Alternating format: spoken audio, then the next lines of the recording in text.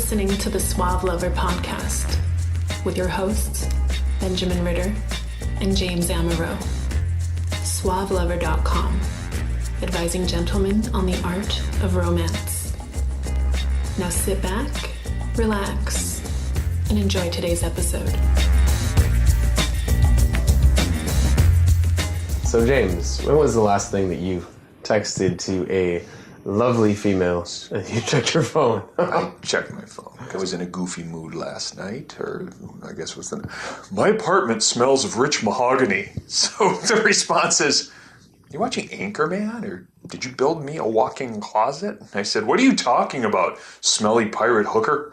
so I was clearly in a mood to provoke goofy, giggly.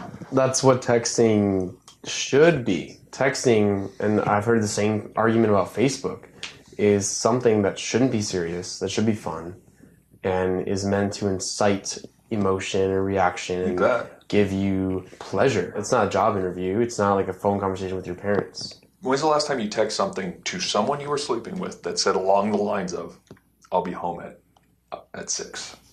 That's the problem, is that I do get into that kind of routine because texting is so convenient. Mm-hmm. And texting, you know, I can text anyone I want while I'm at work. Sure. You get sometimes really comfortable with people that you're with, and you start treating someone that you are attracted to or someone that you're someone that you're sleeping with, you start talking to them like they're your coworker. It sucks. Yeah, and it's something that you can easily fall into. Yeah, and easily break out of. I mean, it's a really easy fix, but people can respond. Like, if I become fun to someone, they usually become fun.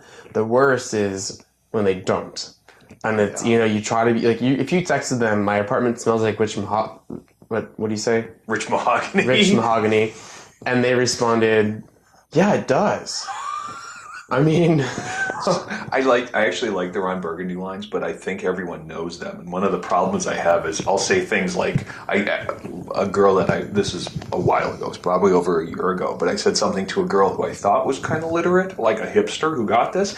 And I said, I'm going to punch you in the ovary, which is straight on, right? Totally, and she's like, what the fuck are you? Like, she was mad because she didn't get the reference. So there's a risk. But see, you know what? That opens up, you can't tell you can't tell tone through texting. And that's a huge issue, as well as why would you have serious conversations over text message? Sarcasm is tough. True. And so you have to be careful with text messaging in relationships. And I think that you said you kind of had a theory, or you had kind of a stance on texting.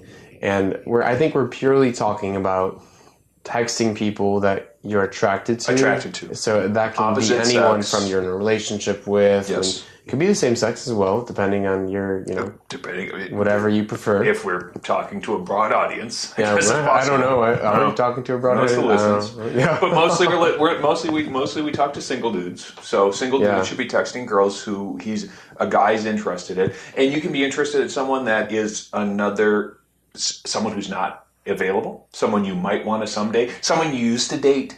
But does that change how you text them? I don't think so. I really don't think so. I think as long as what you might say is that there's a little sexual tension or a sexual interest between the two of you, then, I mean, I wouldn't do this to my mom or a coworker that I don't have my eye on. I should be clear, honestly, right? though, like, so we're not talking about texting someone that you're meeting for a business interview or your parents. I'm almost at the point where everyone but my parents, I feel like I should be texting like this too. Yeah. If they're coworkers, if they're my sister's awesome, just you're having fun. Right. And I feel that there's nothing, like, people that I'm at work with, my 50, 60-year-old coworkers. Sure. I will, like, my day job, I will technically flirt with them. And by flirt I don't mean sexual. Sure. By flirt I mean I will not talk dull or boring. Right. I will not have a normal conversation. I will not respond normally. And flirting for me is interesting, fun, non-original conversation. Well, okay, so maybe I'm not sexualizing flirting. Maybe the intention, because I'm thinking text I think to that's sex. the wrong. I think wrong I'm thinking text to sex. But so when you text, you do text to sex. I do get You're playful. texting. I do get the playfuls. I totally get the playful stuff because I guess I should say playful instead of flirty. Yeah. Well, it's so tricky because if you don't have a sexual intention behind it, my intention when there is a prospective sexual partner, either someone who I've been with or I want to be with or I would someday, whatever.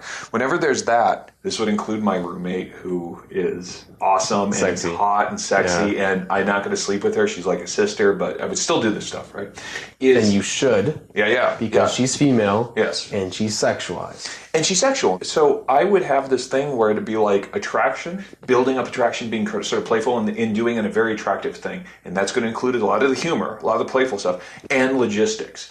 When are we going to meet? So the attraction stuff is going to amp it up and say crazy and be unpredictable and be fun. So that's a huge part. And I think that's what you mean by being playful. Well, you can be attractive without trying to sleep with someone. This seems, I mean, when I'm listening to everything we're saying, these rules should apply to conversation as well. Within reason. Because texting is, how is texting different from conversation? Okay, so in conversation, I'm more likely to go with the flow, even though I sort of would like to run the conversation and to my interest. In texting, I want to be concise. I don't want to be more than a little expressive, and I want to meet. I want to use text to meet. I don't want to use text as a back and forth. I don't want to banter in text. I want to express, and that's where the attraction comes in, is hopefully I'm going to hit her in the head with. One of the funniest, goofy things that I ever said was a gal I was seeing a couple years ago. She was very playful. Said something like, as a human visiting from the planet Mars, I would love to know how your courting rituals, right? I said this whole thing about that. It was like that. And her answer was, well, as the queen from the planet Quadrasoline, and it's like just fabulous. She got playing along. Yeah. That's tough to define. That when you find it, right? So it's like really kind of enjoying it. No, we did that playfully. Other times I'm going to get an LOL or I'm going to get a I don't understand or whatever. So I have a question though. When you get an LOL, it's usually because they're not used to someone speaking like that. They do find it funny. It's a positive comment, but it stops the interaction. It stops your text. So your text has to be very pointed. It's not leading anywhere. And that is frustrated. That has frustrated people that I know, and it's frustrated me as well. And if I've come to the point that you can open-ended it and lead to some sort of action or some sort of text back from them other than LOL. But what you're trying to do with your text is keep emotional excitement. Yes. Build attraction. Build the attraction, yes. And then when you're ready to meet, when you both have free time, she's going to be more likely to say yes. And because you've built attraction and through text messaging you become comfortable, she's more willing to sleep with you. That's right. So attraction is a big part because you do the playful stuff, you get to know each other that way, and I'm just of the opinion that, 20 messages back and forth over the course of a night is way excessive. I'd rather it was just 2 or 3, and they were slightly ridiculous, awesome, fun, attractive, and that you didn't ask for something in those. So that when you do the logistics here, okay, so this will tie back into this idea of having a fantasy chain. So if you cast someone as the girl, as Queen Quadrasoline, because she threw those always words out, go back to it. That's right. It's going to be an anchor point for her. She's always comfortable. She's always the queen. I'm going to say something like, I think the queen needs a king to go and rally the troops, or some stupid. So she should play with it and basically try to pick a time for you two to rally the troops. If she figures that out, she will. And if she doesn't, I'm going to say, Queen, tonight, your liege requests your attendance at, and I'll tell her I'm going to a fucking club or a bar, but I'm going to try to dress it up in the play. And if she's smart enough girl, it's attraction and logistics, right? She may not show, that's okay, because I would rather, if she's playing along, I'd rather give her the opportunity to play along, and it is scheduling. Sometimes girls are a scheduling nightmare. But I don't want to do, ever, how's it going? Sup? How's your day been? God, I'm so tired. Never, ever. And if she tries to bait you with them, I pretend the text didn't come through. There's no response. You're never wrong by not responding to a text message. Because what happens when someone that you're interested in doesn't respond to your text message? I don't know for you, James. James, you're a high-quality guy. Do you care? Oh, God, no. No? I don't care.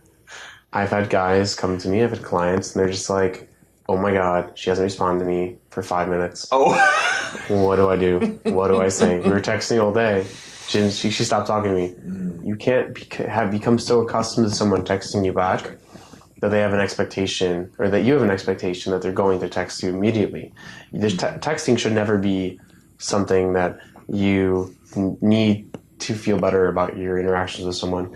And to kind of go with that more, I have a guideline. I have a rule that's in the essentials. Basically says, and this is kind of industry wide if you look and pick up, and I follow it and I don't follow it. I think with new interactions you should. Don't text someone immediately if they take an entire day to text you. Basically, take the same amount of time that it took them. Sure. Show that you're not needy, that you weren't waiting for it. Sure. Now, I think it gets to a point if you are further along the interaction, it doesn't matter so much. But the one thing I do abide by all the time is that never text someone more than twice, or never call someone more than twice if they haven't responded to you yet. That's good. You have to wait for the response. Now, one text message, I'll fall to the wayside.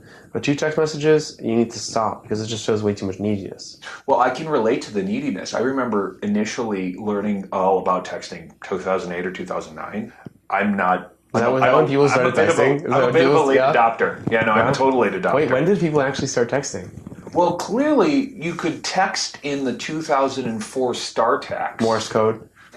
Basically, that's right. So being able to send an SMS, which is what you used to call it. Oh, I actually read a story about the guy that first created the smiley face. Really? If you guys, emoticon guy? Yeah, the emoticon. If you have any, you have all these emoticons with all these crazy faces now. Yeah. Go online, look up this guy that first created the smiley face. It was huge news. No one knew that you could take a semicolon and a parenthesis and make a smiley face or a frowny face. Yeah. And winks and a tongue out. These were all inventions that people never knew existed. Can you imagine not knowing how to make a smiley face? I was making boob on a calculator when I was a little kid. That's right. 8008. And you want to do a 5, have boobs? It's crazy how inventions. Well, when I started texting, and I finally met a girl who I primarily didn't meet face to face. And by the way, guys, if you're like my age, you're 40 plus, and you think texting is for the fucking birds and for the kids, this is just a simple fact of life. This is what people do now. It used to be when I was a young kid. When I was about 12 and my mother dropped me off to go see E.T., she said, I'll be outside at 3:30, 10 minutes after the movie's over. You can hang out in the arcade until then. If you're not there by 3:35, going home. You can figure out how to get home yourself. You used to make dates and appointments, you used to fucking keep them. Now, hey, where are you right at this fucking moment, right now? Because in 3 seconds, if you don't respond to me, I'm leaving. And that's the young kind of girls that I date. They're insecure and it's real time and it's true. Okay. The first time I started texting a girl, I got so accustomed to that immediate response shit, especially when it got late, because she was an industry girl and so she'd text when she wasn't, when she was bored and shit. And so when she would go silent on me, I got real insecure. I'm like, oh, what did she, she's working. Did she go home with someone? I did that. And you know why I did that? Because I projected all of the stuff that I was doing, holding my phone right here near my heart, onto her. When she was probably picking up the phone in between shift, picking it up, and then her phone would run out of battery because it was a BlackBerry and the goddamn thing lasted for 25 minutes at a pop. Cell phones make you available 24/7. Yep. I think it's very important in the start of a relationship or interaction to make texting and calling not an immediate thing. You are not always going to call to check in. You're not always going to text because that will lead you into a very difficult situation if you ever want to have any sort of independence from your phone. To add to your topic, my dad, I used to go to the library after school. I would 1-800 collect him. And when they asked for my name, say, Ben Ritter, pick me up, I'm here. And I would really fast. Come pick me up. There was no texting, there was no phone calling.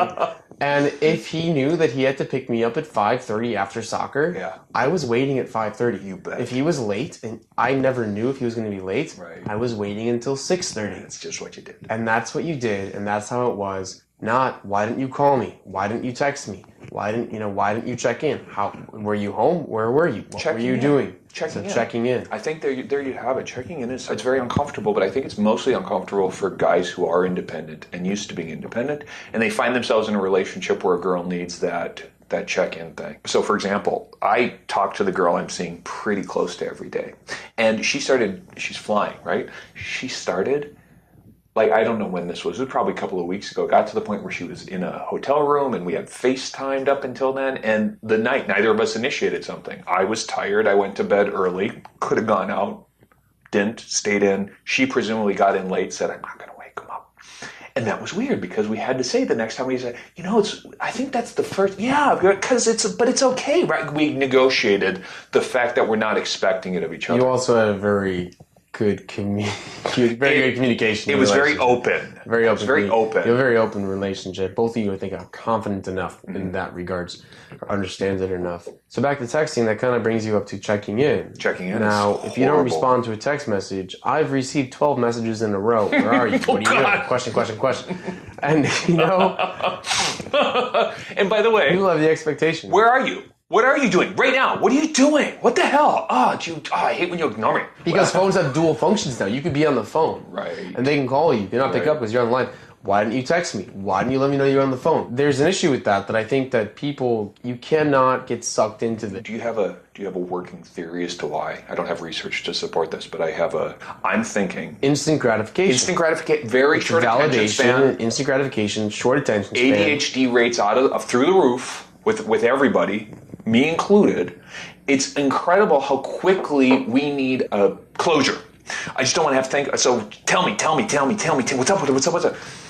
But there's something about instant gratification, because I read this the other day. I was listening to a podcast, and they were basically talking about how we have basically this bar. Think of like a thermometer. Okay, that's the best way to kind of say it, or like a coin bank or anything. And you're constantly all day, whenever you think of something, you're using a little bit of your bank. You're filling up a little bit of your thermometer. And so the more you think about, the more you do, the more you have on your plate, the higher that this thing goes until it reaches your limit. Okay. When you cross something off your list... Let me make sure I understand. So your tasks, you're accumulating tasks, there we go, stuff. tasks. You just got all these stupid... Yeah, okay, there's gotcha. actually a name to this. I don't have it off the top of my head because I've been thinking too much today, so I've reached my limit. But you basically reach a limit. And every time you cross something off, you get gratification, and you're able to do more. You're able to think about more. You're able to take more onto your plate.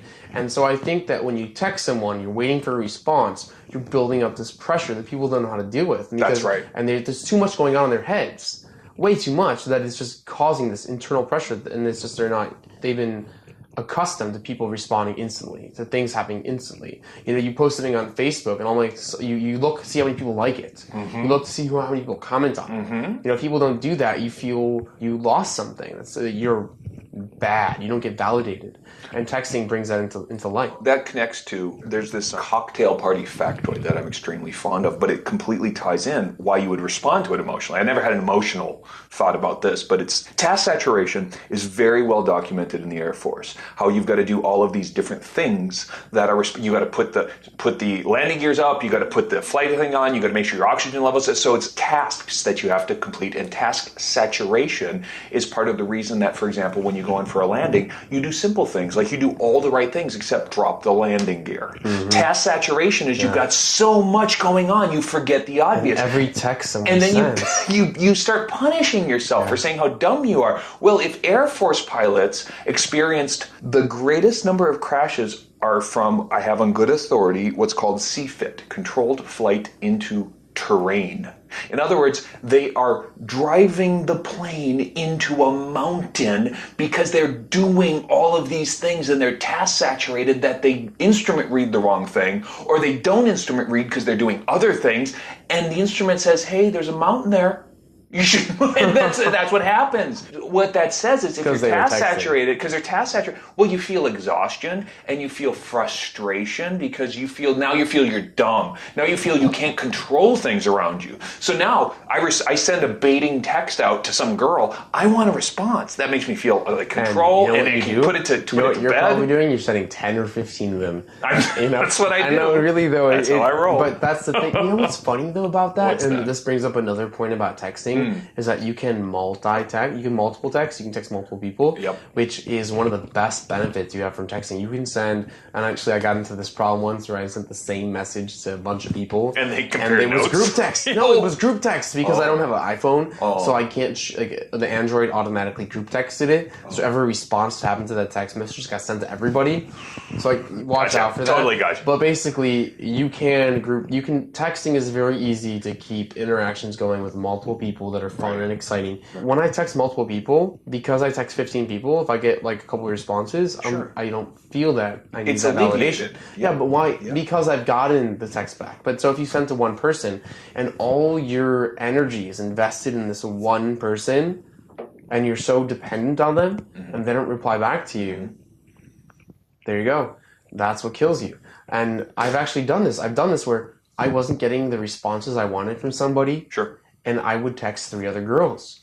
And they'd respond, and I would become validated and be fine. I think that's an internal issue that I haven't really... Let's put a context to that. Yeah. Putting all of your eggs into any relationship basket is hard. It's part of the reason that, we'll discuss poly at another time.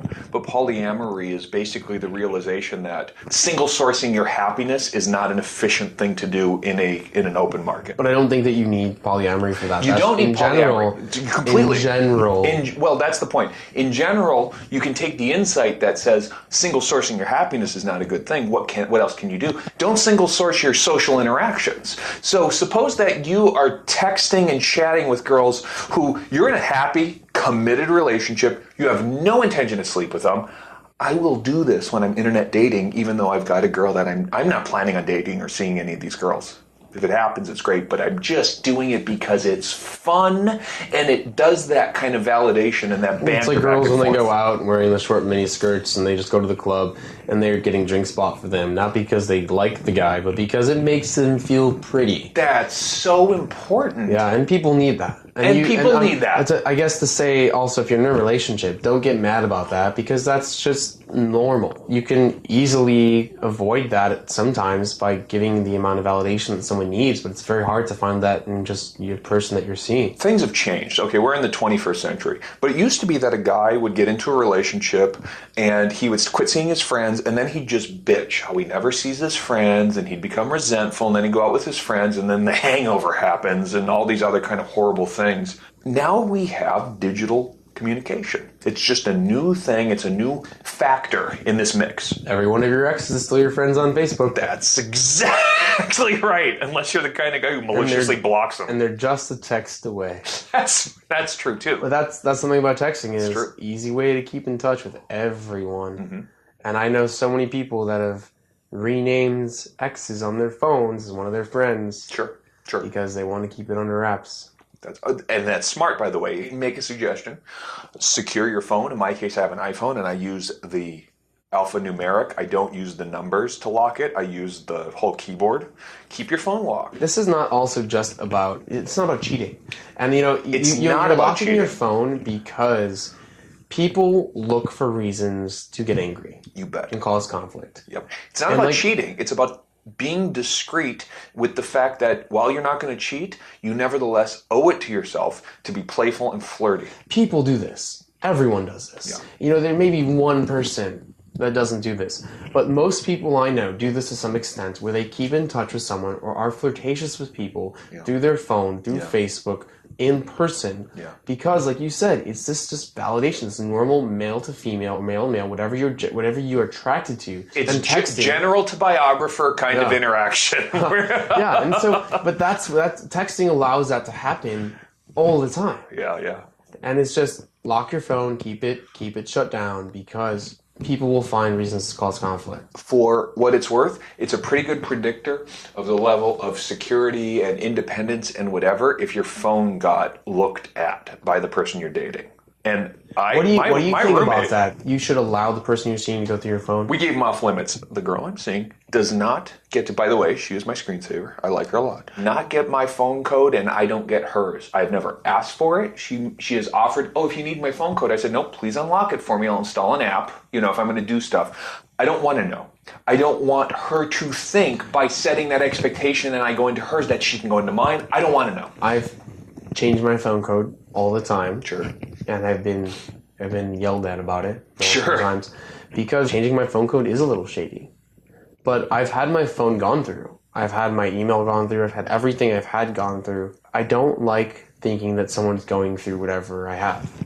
I don't like people thinking that they can go through my phone, go through my computer. I just have this idea of privacy and personal space. Undoubtedly. And what is your perspective on that? Do you think that in relationships, if you're talking about serious relationships, that people should have an open door policy to everything that they do? I married my college sweetheart. We were together for 9 years. It was a pretty good run. We never had each other's email passwords, which would have been the appropriate thing at the time. We never had each other's bank login statements. My dad to this day has a separate bank account than my stepmom. Okay, so I think the separation is part of maintaining a sense of identity and personal integrity, even while you're being with someone. Sharing this stuff is the weird, unusual case. Now, if in an emergency you need to have my phone, that's cool. I'll unlock it. I'll tell you whatever, but I am going to reset this. I'm going to make this so that now that it's out there, you don't know. And more than anything, it has entirely to do with my sense that we can share certain things, but we are not open books to each other. I want to maintain a sense of privacy and distance between you and me, my psychic, my personal, whatever. I don't want a me. I don't want someone who's so close that it's just a me being around, right? So you don't get to snoop. I may be arranging something. You've got to take my word for it that I'm not. And if you don't trust me, understandably, because I don't advocate these exclusive relationships, I would rather say I'm so into the girl I'm with, I don't want to see anyone else. I don't advocate them. But if I find that it's the case, and she's there, it's like, look, I don't want to see anyone else. If you don't trust me, we probably shouldn't try to make a go of it anyway. So let's just keep the distance as it is. I don't know. I don't know if I answered that. It's gonna happen. If it, yeah. You knowing about it, who's going to be better off? You knowing that I'm flirty, who's going to be better off? You've got to trust that what we're doing here is good, or let's make it better. There's no point in trying to monitor and police that shit. I'm so against lawyering, you have no idea. It's a larger sign of some other issues in the relationship.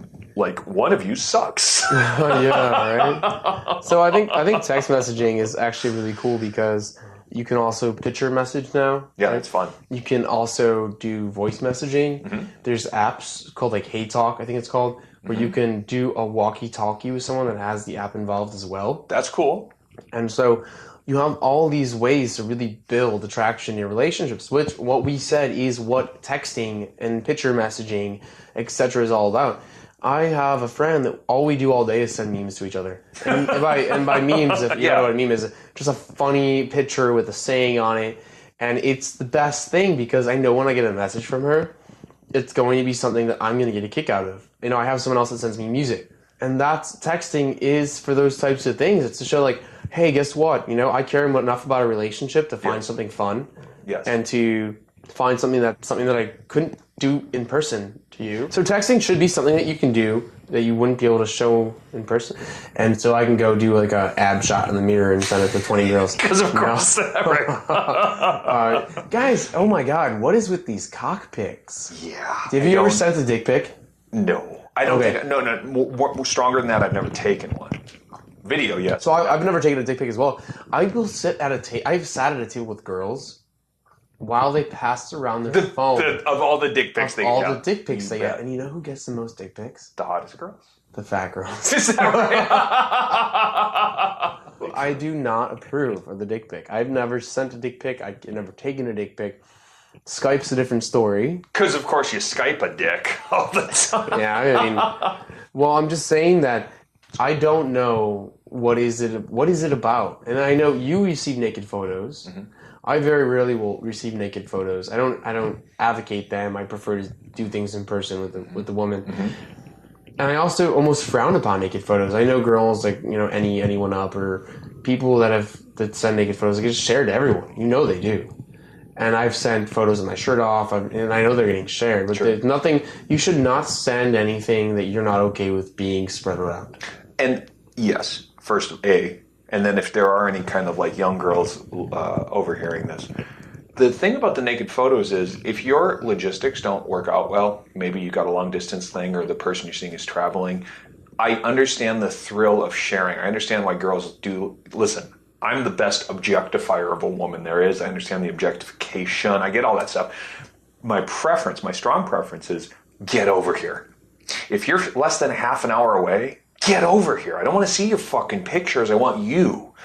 If, on the other hand, it's one of those where it's kind of like, this is what you got to do to keep it sort of... States away. Yeah. When you do that when you're in a relationship, though, you know your photos probably aren't being shared with more than 3 of his friends or other friends. Which is basically the case. Right. But, but if you're not in a serious relationship, your photos being shared probably with everyone at the bar that night. If you are a girl taking hot pics, titty pics, or whatever else it is, okay, may I make the point? Make eye contact with the reflection of the phone lens in the mirror. Don't look at the goddamn screen. That is such a stupid look. No, we're talking about whatsoever. James is trying to improve the mirror shots. I'm trying to make the mirror shots not suck. First of all, pout. Look in my eyes when I masturbate to your phone photo. Thank you. Come on, James. Thanks. Really, don't take photos of yourself naked. No, don't. I guess, you know what? I think that's a personal preference. Because everyone's allowed to have their own opinion. Clearly. And on the other hand, everything lasts forever. The fact of the internet is that you can't clean this stuff up, as we can get from the really unfortunate examples where girls get their stuff leaked and then they go and they do very sad and depressing things. Actually, sexting is kind of an interesting topic. What's your opinion on sexualizing your text message? Being graphic? Oh, I will say very explicit things, but it's attraction and logistics. Once again, it's I want the meat. Someone that can convey their desire to you is very attractive. Texting is a great way to do that. This whole attraction logistics thing that I'm very big on. So that turns me on. So technically, that's attraction. Well, that's certainly true, and I also we're not recommending how girls should text, but this is also a good insight.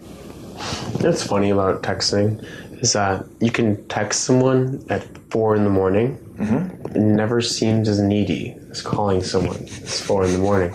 I remember early on getting a text. It was a midnight call, booty call, ? From someone who apparently had this and then cleared it up an hour later when there was no response. This was a 3 a.m. text. I was clearly sound asleep. So, yeah, you're right. There's a little different thing than if you were to call them. Because texting is kind of it's asynchronous, right? Okay. Now, when you write stuff, your personality is going to shine through. Your personality, Ben. I'm not sure about our listeners, because I bet there are a lot of people who fail to transmit personality when they're putting stuff into words. But your personality shines through. You think you need to actually fake personality? This starts on the first text message. And this happens, you get a number from a girl, and either you took her phone and stole her number, or no, just you get a phone number from a girl, and within the next hour, she should get a text message. Yes. And if you're at the club with her still, you say something funny about being at the club with her, are you following me? I can see you watching me.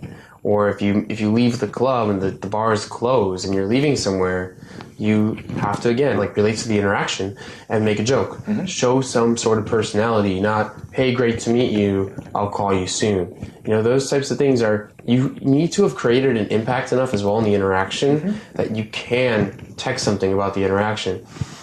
And that allows you then to be a memory. Because you need to be a memory to be remembered, right? Obviously. There's so many people that have interactions that are not memorable. That's right. And so texting, your initial text needs to re-invoke a memory that you created during your interaction. The following text messages after that are attraction and are logistics, because your point is to meet up with them. Later on in the relationship, the text messages are there to, obviously, logistics mainly, but also to continually create attraction, to flirt, to make the relationship sexualized. Sure. Because over time, your relationship is going to lose what is the newness? What is it? New relationship energy is going to go down. It's going to go down, and this is just normal. And texting is a great way to flirt. To flirt with the person. Yeah, especially if you're living with them later on. If you're living with the person, how often are you able to flirt with them when you come home and they're cooking dinner? How's your day? So at work, you can pull away a little bit and text here and there, but it should be sexualized and it should be fun. And so, like you said, texting, we need to reframe texting as something that is going to make a relationship stronger, not just keep communication throughout the day when you're not around. Have you ever texted directions? Yeah. Like what? Like, keep going a little bit lower, a little bit lower. She didn't get them. She didn't reply for a while, but I think it helped. No, but yeah, I mean, you have to go south and go left and go right. I'm actually talking about directions now. But I could have said something funny about a landmark, like you're going to see a very large dinosaur. I know. You're talking about directions. No, I'm saying. Wait, what are you talking about? I'm saying. Have you texted scenarios, role plays, directions? Oh, directions. These things. Not like. Oh, okay. This is the problem with texting, guys. What can happen where you can mean one thing and something else. Miscommunication. Little miscommunication. Directions. I've texted directions, and when they're not followed, I get frustrating. Very frustrated. One of my favorites, I think it's become a bit of a line or a pattern, is please come over at 8. Wear nothing but stockings, a skirt, white blouse, underwear is optional. I'll concisely say this in a text. I will say, by the way, when you arrive at 8, you are a second shift secretary who's late for work and you'll be duly punished. I just conveyed a lot of fantasy in that suggestion and that direction and that. Now let's be clear, this is not first date kind of stuff, but what I'm doing is establishing a role play, a scenario, whatever, and it transmits very, very elegantly, especially with the girl I'm seeing regularly, because she will trust that we can do this. Okay, she can pick up on it and it's like, oh, awesome, great, good, we're gonna do. Now I get, okay, this is fucking awesome. You get to look forward to it during the course of the day. At one point you had to do this through email or you had to do it in writing. You can text this stuff now. And it is so hot because the girl gets this at noon and she spends the next 8 hours in anticipation. And that's what texting is useful for, like we talked about in relationships. Especially in relationships. I mean, you can become very poetic. We're talking about all this really high-level stuff, I think. And how do you convey normal, every day, I'm going to be at X bar at 11 o'clock. You know, how do you convey normal things through text message? Do you want to? Do you need to? So, okay, suppose that you... And when do you call? What's the scenario? Right? No, totally. So, what's the scenario? I have my own opinion about calling. For calling, I had a problem when I first was coaching and I was trying to figure out why the amount of multiple relationships I was having weren't converting into more like a long-term fling. And, or at least, I mean, they were, but we'd always fight about our situation. And it was because I was lacking this level of intimacy in my relationships that was really important to keeping them validated and concrete. Okay. And I injected that through phone calls. I was able to build intimacy by calling and talking for 10 minutes. And I was able to meet someone and call them, and automatically the level of the interaction shot forwards tenfold. Because there's not that many people, when you really think about it, that you talk to on the phone. I talk to my mom, my dad, my sister, and the person I'm seeing. Every now and then I will call randomly a person that is out of town, but the people that you call and talk to on the phone are very limited. That's totally true. And very selective. And so I think texting is very important, but it's also very common. And so for you to differentiate yourself when you text someone, you have to be fun.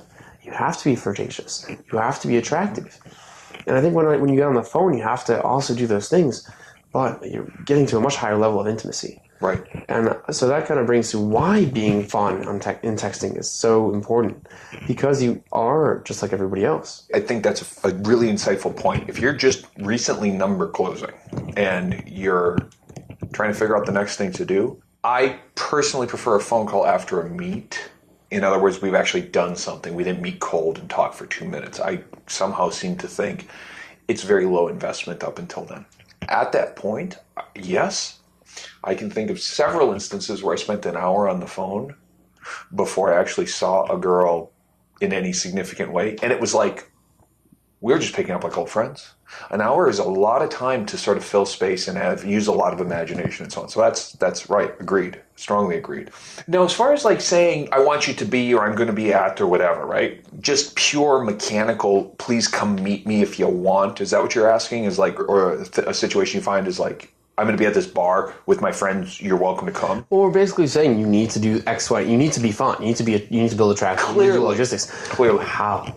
Obviously, we're trying to relate these instructions into actual like action steps. So, for example, if you are saying come to be at the bar at 11, that's not nearly as much fun as I need you to meet all my friends and be the token objectified girl who will give us her irrelevant opinions while we all have beers and look at your boobs.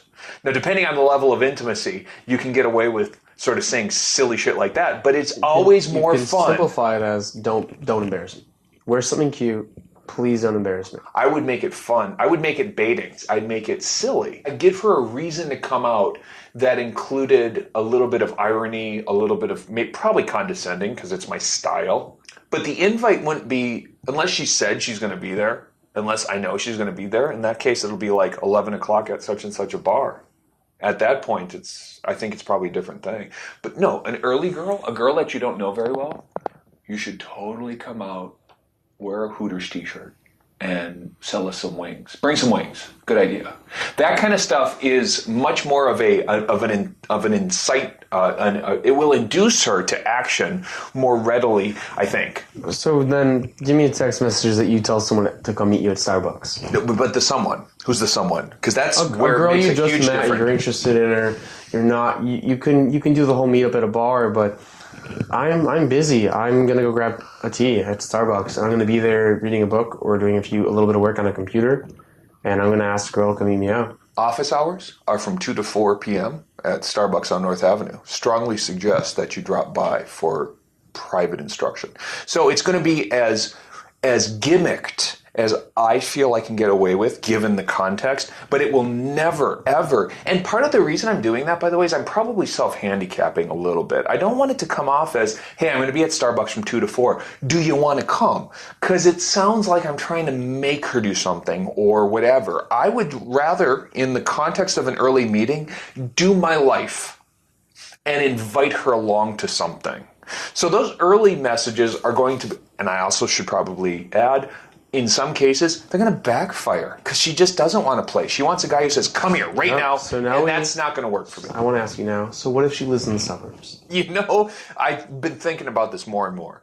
Every suburb, as far as I'm concerned, is the dark side of the moon, bumfuck Egypt. So I'll say... I'll make a disclaimer as well. Please. If she lives in the suburbs and you're in the city, Yeah. you only see her when she comes to the city. There it is. I will say things like, what kind of candy will I need to put in my van to lure you to the city for a long and potentially felonious afternoon? And that kind of phrasing comes out pretty naturally at this point. And of course, I'm trying to push too far. It's congruent with what I do, but I'm getting her to come. I'll tell her that Wicker is preferable, downtown's acceptable.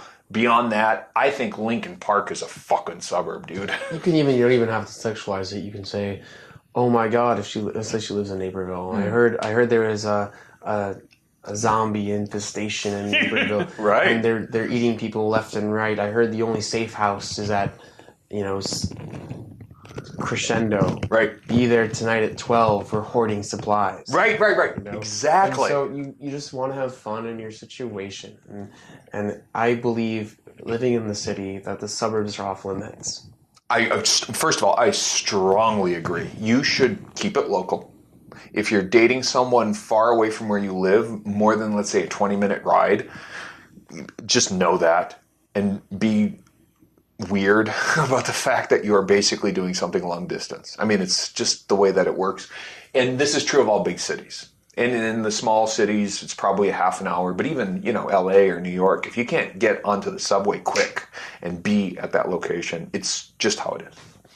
So first of all, those are different worlds. But if you are dating someone who's a suburb girl, okay, fine.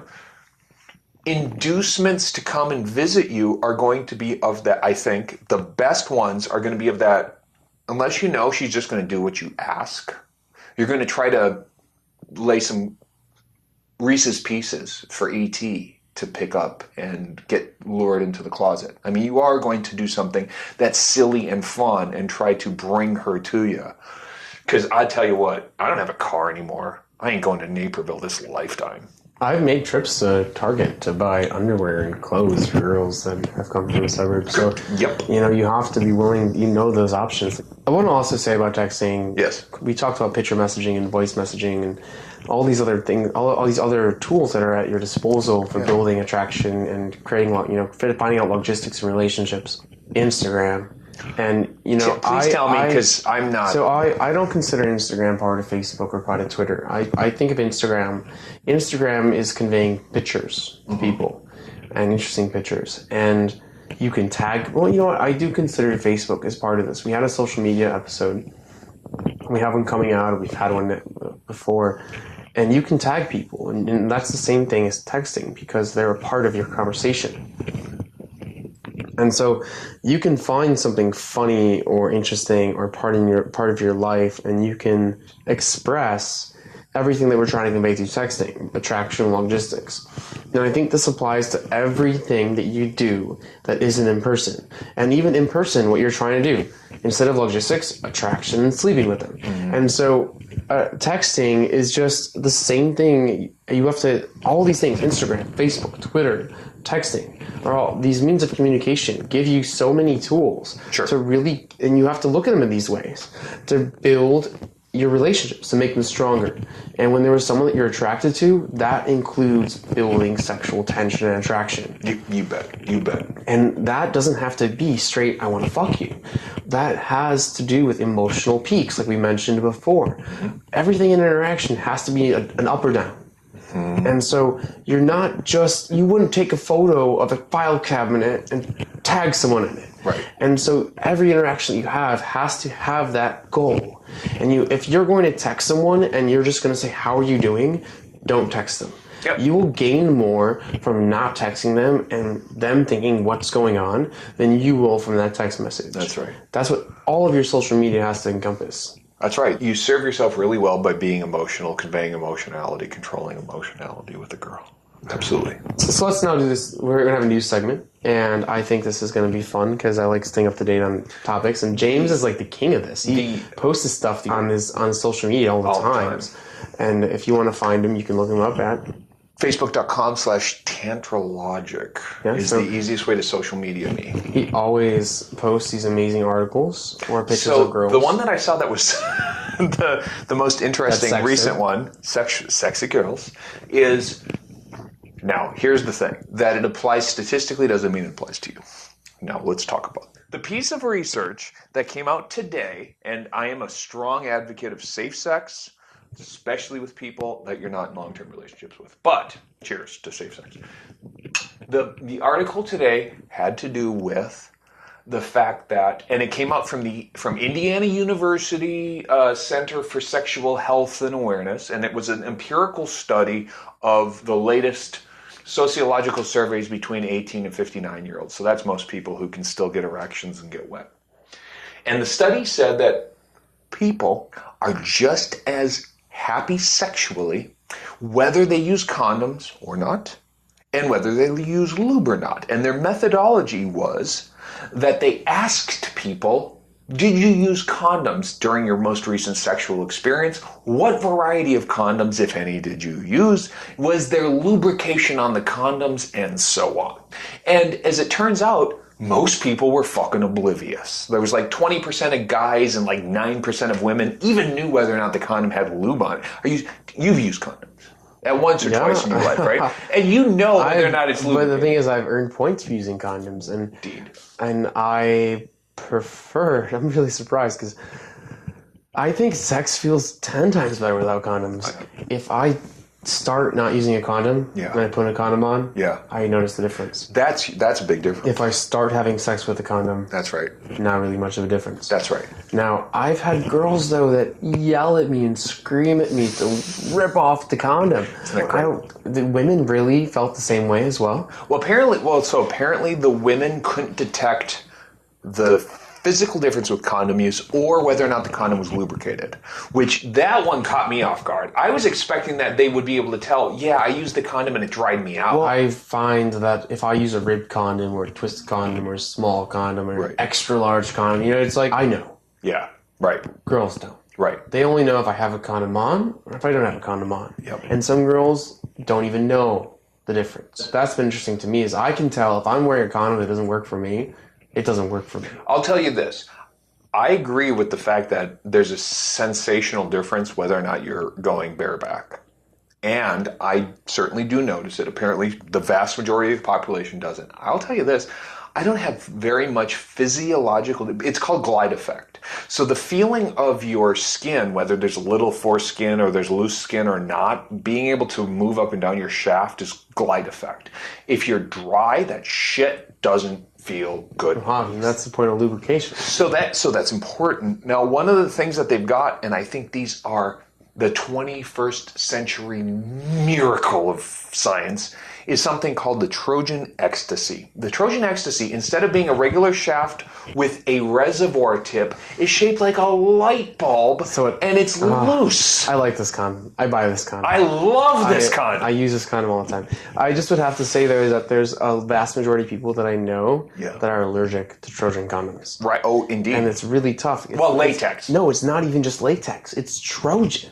Really? And I've been able to switch to Durex and it's fine, but the problem is no one makes a condom like this other than Trojan. That's right. Now they figured something out. I have a question though. If this works for you, if this works for you, this study is shit because a regular condom feels not as good as this condom, and bareback feels better as well. Well, one of the things that they find, of course, is that, look, there's performance anxiety in the first couple of hookups. So anyone who has... She told me. You know what a state break is. Yeah. State break is you're getting ready and all of a sudden the tear of the condom, it becomes way more real. It's really uncomfortable. It's no longer heat of the moment for either of you. Yeah, put a condom close to wherever you're having sex. It's really helpful if she's blindfolded and gagged. She doesn't see it coming. But other than that, you've got this state break that happens. Or just with her eyes closed with the lights off. Weird. Okay, if you're into that shit.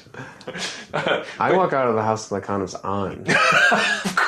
Because we talked about this before. It keeps you safe. Yeah, it does. Especially your initial interaction. The study is great, but I don't think it's going to change anyone's mentality. Strongly If you don't like condoms, you're not going to wear condoms. Because like you said, it's a mental thing. And if you're a girl and you don't like condoms, then you need to be careful because you're not protected against STDs. And 1 in 3 people, I mean, it's just, the statistics are very high.